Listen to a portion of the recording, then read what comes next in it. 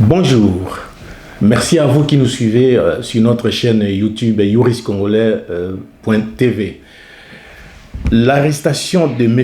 Roger Lumbala par le parquet antiterroriste de Paris a suscité beaucoup de réactions et les associations de défense des droits de l'homme ont salué cette arrestation et en même temps, les juristes s'interrogent sur le bien fondé de cette compétence universelle ainsi que les répercussions que peuvent avoir cette arrestation et l'issue du procès par rapport aux victimes qui sont restées en République démocratique du Congo et aussi par rapport à la demande de la création d'un tribunal pénal international pour la République démocratique du Congo.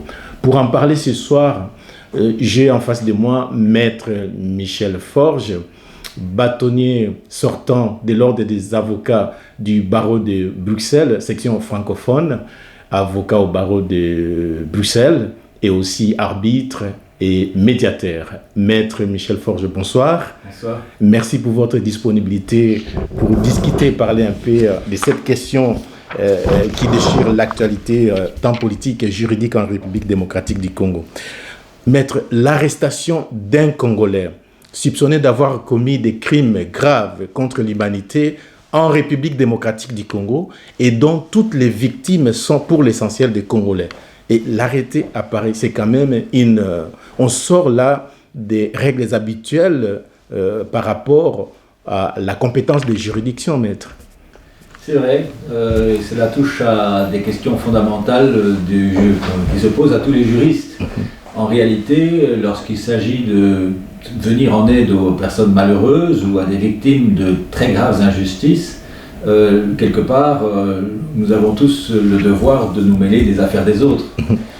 Et donc, je peux comprendre que les idées de compétence universelle soient nées dans certains États parce que, dans la foulée de ce qui s'est passé à Nuremberg notamment, eh bien, il y a une obligation de se mêler des malheurs des autres, surtout quand ils atteignent une gravité telle que les crimes contre l'humanité, les crimes de guerre et tous les événements qui ont été décrits dans ce fameux rapport Mapping qui est évidemment souvent cité dans les problèmes rencontrés au Congo.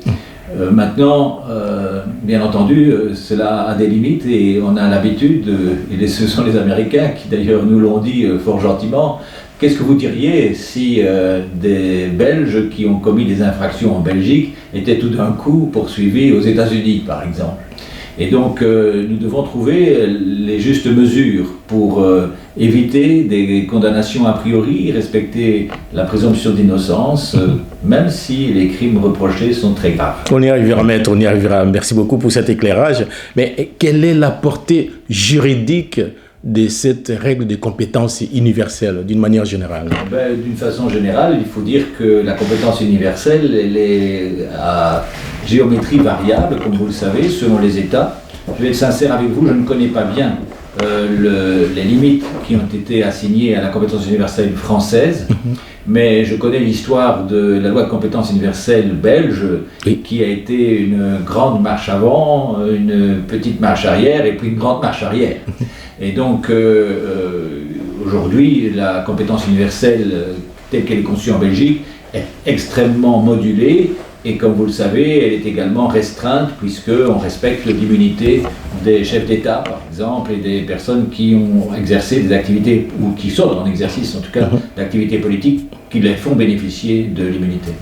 Et à propos, vous venez de l'évoquer, la loi du 16 juin 1993 avait fait de la Belgique un véritable juge international par rapport à cette loi des compétences universelles. Bien entendu. Voilà. On a vu évidemment le succès de cette loi, notamment dans les procès qu'on a pu introduire à propos du génocide rwandais. Oui. Cette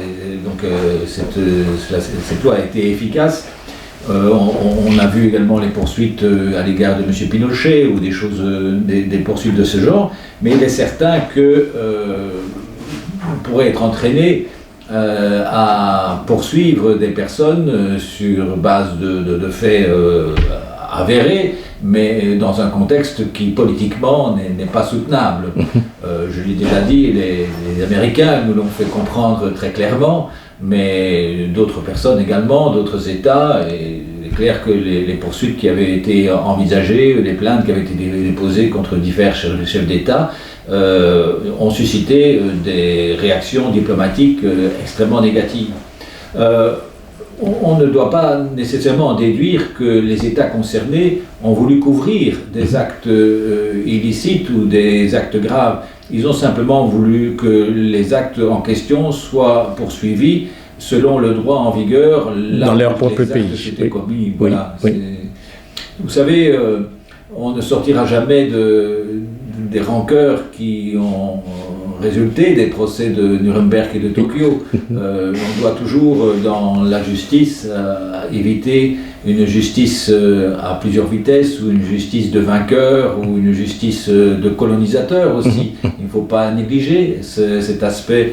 On sait par exemple que pour les procès qui ont eu lieu ou qui sont pendants devant la Cour pénale internationale, il faut le dire, il y a trop de chefs d'État ou de dirigeants africains qui sont concernés dans la proportion.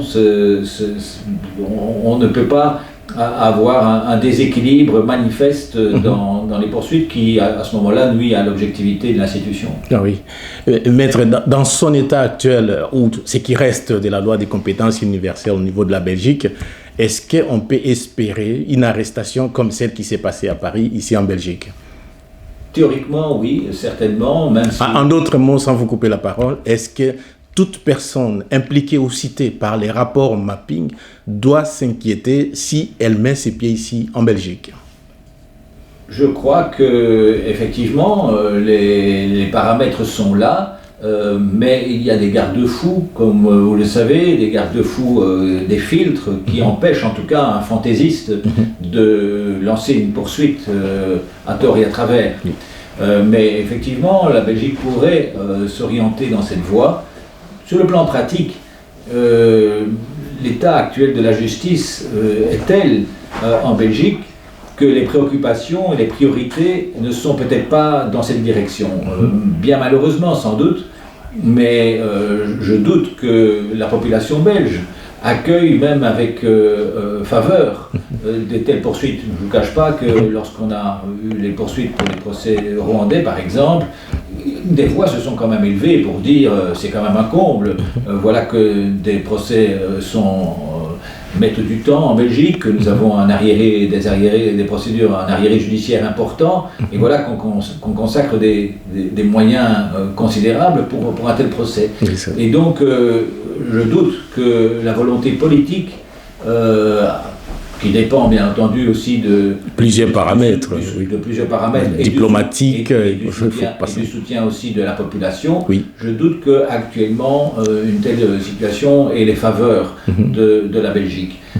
Il reste que la Belgique soutient bien entendu à travers les institutions et la Cour pénale internationale notamment, et la Cour européenne des droits de l'homme soutient fortement les droits de l'homme et n'entend pas négliger cet aspect-là.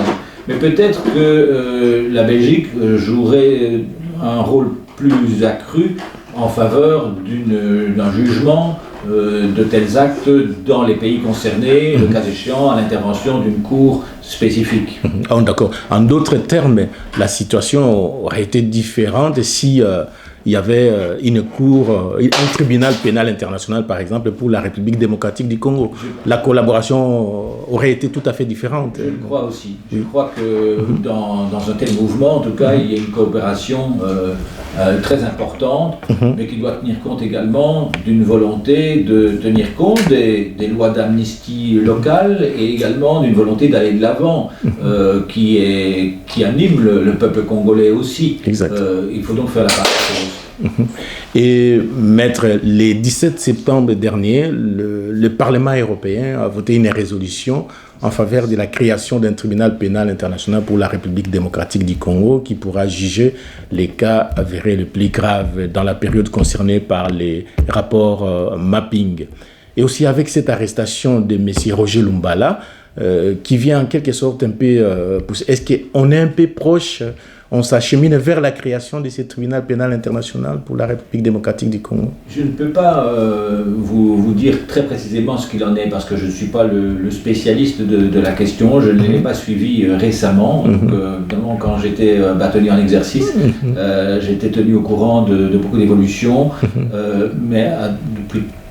Donc, au cours des derniers jours, des derniers mois, je n'ai pas suivi cet aspect. Mais tout d'abord, je saisis cette occasion pour dire que le rapport Mapping, évidemment, suscite une émotion, même alors qu'il n'est pas nouveau. Hein, il a fêté, je crois, ses 10 ans. 10 ans, oui. Depuis 2010. Il suscite une émotion terrible. Et les pages consacrées aux faits reprochés à l'intéressé sont évidemment affreuses, horribles, et donc tout en respectant la présomption d'innocence, il est clair que ce sont des faits qui commandent que la lumière soit faite et que tout soit fait pour qu'ils ne se reproduisent pas. Les 16 mai dernier, à Paris, Monsieur Félicien Kabunga, un Rwandais, il a été arrêté pour le fait des génocides, pour avoir soupçonné d'avoir financé les génocides rwandais. Et aujourd'hui encore, M. Roger Lumbala, arrêté aussi à Paris. La France donne le ton quand même, en ce qui concerne la compétence universelle. Est-ce que les autres pays membres du Conseil d'Europe vont suivre cet exemple? Mais vous savez, lorsqu'on a évoqué cette arrestation, on a bien dit qu'un des chefs d'accusation, c'était un chef d'accusation de complicité. Oui. Eh bien, c'est de ça qu'il s'agit en réalité. Je pense que les États n'entendent pas devenir complices des actes qui ont été commis par de tels, ou qui en tout cas sont reprochés à ces personnes. Or, en leur offrant un asile tous azimuts ou une protection locale, quelque part, eh bien, on couvre le passé qui appelle au contraire la lumière. Et donc je pense que si on se situe dans cette optique-là, dans l'optique d'interdire la complicité des États, dans le fait d'accueillir sans réfléchir des personnes qui ont du sang sur les mains, je crois que là, il y a une faveur, effectivement, pour une réaction beaucoup plus constructive en faveur des droits de l'homme. Du reste, ce n'est pas nouveau, toutes les institutions protectrices des droits de l'homme ont réagi positivement. Positivement, exactement, oui. Mais maître, avec cette arrestation, les faiblesses de la justice congolaise ne sont plus à démontrer. Cette arrestation prouve à suffisance que la justice congolaise a de sérieux problèmes pour activer la machine. Parce que depuis plus de 10 ans, on l'a évoqué, que ces rapports existent. Aucun ministre de la Justice, aucun magistrat n'a osé intenter une action contre toutes les personnes citées dans ces rapports. Est-ce que vous ne trouvez pas que c'est vraiment le moment que tous les États démocratiques du monde puissent s'impliquer et suivre l'exemple de Paris? Eh bien, je l'appelle de mes voeux, bien sûr. En même temps, je suis extrêmement nuancé parce que les événements du Capitole du 6 janvier dernier sont là pour nous rappeler qu'aucun État ne peut donner de leçons de démocratie aux autres. Et lorsqu'on est confronté à des crimes de cette gravité, lorsqu'on est confronté à des crimes de guerre ou à des crimes contre l'humanité, à des exactions qui sont couvertes par des dirigeants qui ont incité à la violence, il est certain que quel est le régime qui trouve la réponse adéquate? Et nous-mêmes, il faut bien le dire, nous-mêmes, qui sommes-nous pour donner des leçons alors que dans nos rues, dans nos bureaux, des actes terroristes peuvent être commis sans une réaction autre qu'une réaction a posteriori. Donc, il faut de la mesure, mais l'idéaliste que je suis est évidemment favorable. Je pense qu'il faut soutenir les mouvements qui essayent que la justice se fasse, d'abord sur place, que les responsabilités soient prises, qu'on ne couvre pas pour des raisons purement politiciennes, qu'on ne couvre pas des actes commis il y a 20 ans même, ou à quelque date que ce soit, parce que je crois qu'on ne peut pas construire le bonheur avec du sang sur les mains, ce n'est pas possible. Maître, une autre question qui taraude l'esprit des Congolais, c'est que tout le monde sait, on sait bien, oui, M. Roger Lumbala est impliqué dans les massacres qui ont été commis au niveau de son mouvement, les RCD national, pendant qu'il était responsable. Oui, il doit répondre, mais en même temps, on sait bien que derrière lui, M. Roger Lumbala était soutenu par certains pays voisins, ou du moins des hauts responsables de certains pays voisins. Est-ce qu'avec son arrestation, est-ce que ces personnalités seront impliquées dans la procédure, ou bien, en d'autres termes, est-ce qu'il ne serait pas le bouc émissaire ou une partie visible de l'iceberg qui se cache en dessous de l'eau? Sûrement. Sûrement mais vous savez, on a poursuivi combien de personnes à Nuremberg? Vous croyez que c'était les seuls à être impliqués? Il y a toujours dans ces procès une symbolique, et ceux qui sont poursuivis le sont à juste titre, mais bien entendu que quand on les poursuit, on ne les poursuit pas seulement eux, on poursuit le mouvement qui les a supportés, on poursuit aussi leurs complices, et l'objectif finalement, ce n'est pas tant que cela d'avoir une punition d'un individu, c'est d'avoir la punition d'un système et de mettre tout en œuvre pour que ce système ne prolifère pas et pour qu'il ne se développe pas davantage. Et pour cela, il faut absolument un coupable. Il y a une symbolique du coupable, effectivement, dans ce genre de procès. Elle est indéniable, et donc c'est ce qui fait la part belle à ceux qui les défendent. Bien entendu que les défenseurs de ce genre de personnes ont des choses à dire, et qu'ils vont vous dire qu'on n'a pas poursuivi nécessairement tous les coupables ou tous ceux qui ont du sang sur les mains. L'objectif n'est pas de poursuivre tout le monde, l'objectif n'est pas de faire un règlement de compte. L'objectif est de dire aux plus hauts responsables, à ceux que l'on peut identifier, qu'ils sont pris, ils sont vus, et ils ne pourront pas impunément poursuivre une carrière politique en s'asseyant comme cela sur la destruction d'une partie du peuple. Qu'ils soient des nationaux ou des étrangers. Exactement. Voilà. À propos de la défense, maître, généralement, dans de telles procédures, la défense se focalise sur les questions prioritaires de constitutionnalité. Est-ce que c'est une bonne stratégie en demandant par exemple l'âge de la personne, l'état de santé de la personne, le pays d'origine de la personne, il n'est pas française, ainsi de suite, pour essayer de retarder le procès? Est-ce que c'est une bonne tactique? C'est de bon droit? Vous savez, les Français ont fait des procès de la mémoire qui ont eu un grand retentissement il y a cela maintenant plus de 30 ans. Je pense par exemple au procès Barbie, etc. Le procès Eichmann en 60 par Israël était également très symbolique.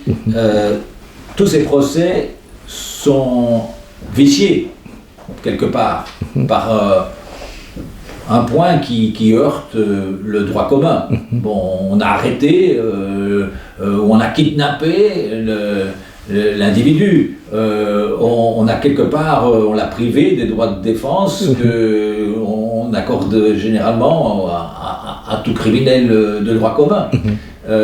On leur applique également un droit qui est à géométrie variable, parfois même un droit qui est non écrit ou qui est appliqué de manière rétroactive contre tous les principes. A posteriori, généralement, les opinions des juristes et certainement les opinions des populations ne s'attardent pas à cela.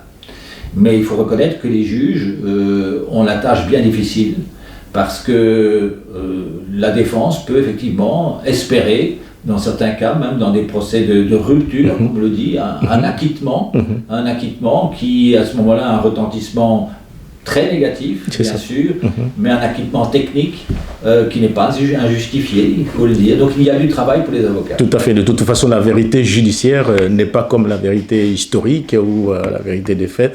Et à propos, si vous étiez l'avocat de la défense maintenant, je rappelle à tous ceux qui nous regardent que nous parlons avec toutes les nuances et les réserves de l'art, parce que jusque-là, M. Roger Lumbala est présumé innocent. Il a tous les moyens de se défendre au niveau du parquet d'abord, au niveau de l'instruction, ainsi qu'au niveau de juge, jusqu'à sa condamnation en tout cas. Mais si vous étiez l'avocat de la défense, quels sont les arguments que vous allez faire prévaloir pour obtenir sa libération conditionnelle? On sait que ça va arriver.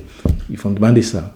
Vous savez, je vous dis, je ne connais pas bien le droit français, mais donc je ne connais pas les arcanes de procédure qui pourraient venir en aide à cet individu, mais il est certain que je crois que j'utiliserai tous les moyens possibles. Mais l'accusation est lourde quand même. Hein, bien entendu, oui. L'accusation est lourde, mais vous savez, elle doit être...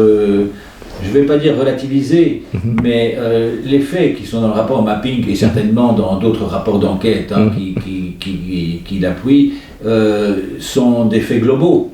Le droit pénal punit la responsabilité individuelle. Celui qui incite, celui qui est complice mérite une punition bien sûr, mais pas nécessairement la même que celui qui est réellement l'acteur des actes, l'auteur des actes. Donc, il y a un certain nombre de considérations techniques qui tiennent à l'arrestation, qui tiennent à l'inculpation, et il y aura un certain nombre de considérations de fond qui certainement vont être invoquées, peut-être même un état de nécessité. Hein. Donc, le dirigeant d'un mouvement comme celui dont il est question ici, oui. Peut parfois dire qu'on ne fait pas d'omelette sans casser deux. Hein. Bon, l'expression est légère pour la gravité des faits, oui. Évidemment, mais ce sont des choses comme ça qu'on en entend. Et donc, le temps qui s'est écoulé, le fait que cela se passe, que l'on juge dans un autre pays, le fait qu'il soit peut-être difficile aussi de mener une instruction complète, de tenir compte de personnes qui vont s'exprimer à charge et à décharge, tout cela va pouvoir être invoqué par la défense.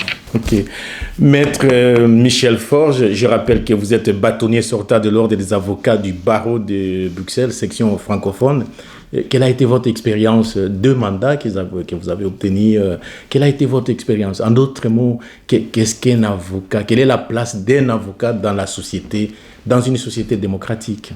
Vous savez, ce qui m'a surtout frappé comme bâtonnier, c'est la diversité. La diversité de la fonction d'avocat. L'avocat a des activités multiples et on ne peut pas avoir une typologie de l'avocat. J'ai été frappé de voir la multiplicité des problèmes que les confrères pouvaient rencontrer et la multiplicité des professions en fait qui sont recouvertes par celle d'avocat.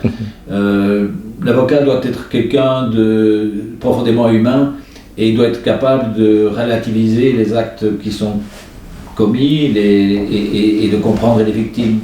Je crois qu'ici, par exemple, pour rejoindre notre propos, une grande empathie est nécessaire et le terme est faible à l'égard du peuple congolais, à l'égard de ses souffrances.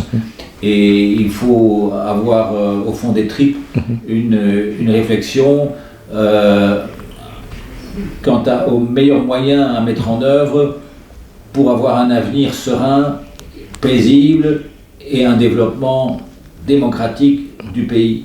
Et peut-être que ce développement peut se faire grâce à des procès, peut-être pas.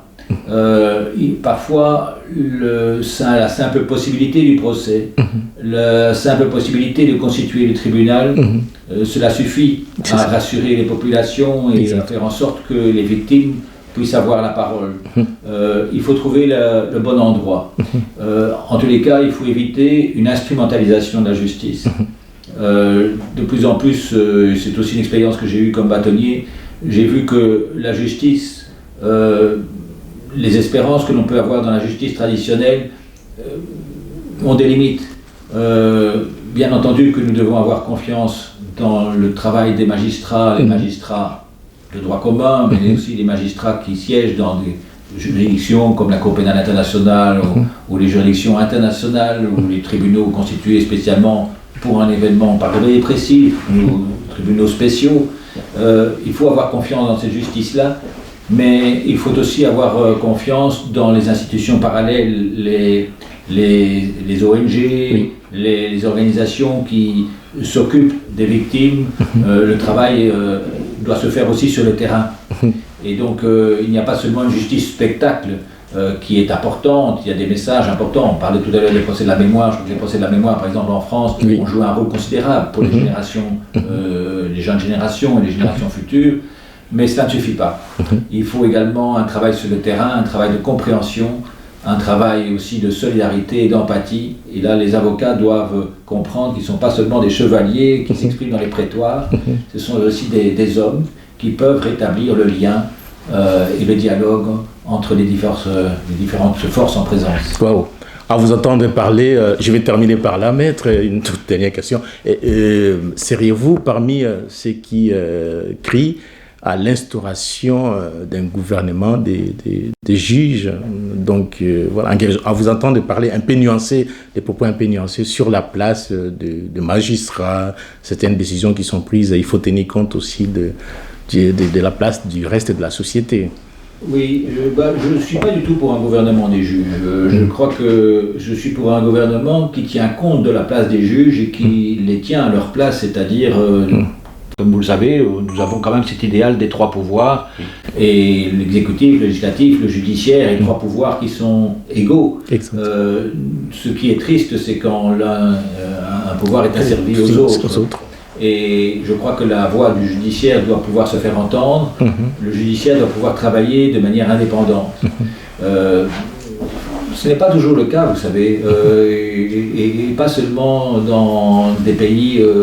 réputé pour ne pas être démocratique, il y a une tendance à servir le pouvoir judiciaire ou parfois à l'assoiffer ou à ne pas lui donner à manger, évidemment. Oui. Donc je suis d'avis que le judiciaire doit avoir son indépendance, mais je suis aussi d'avis qu'il n'y a pas que le judiciaire.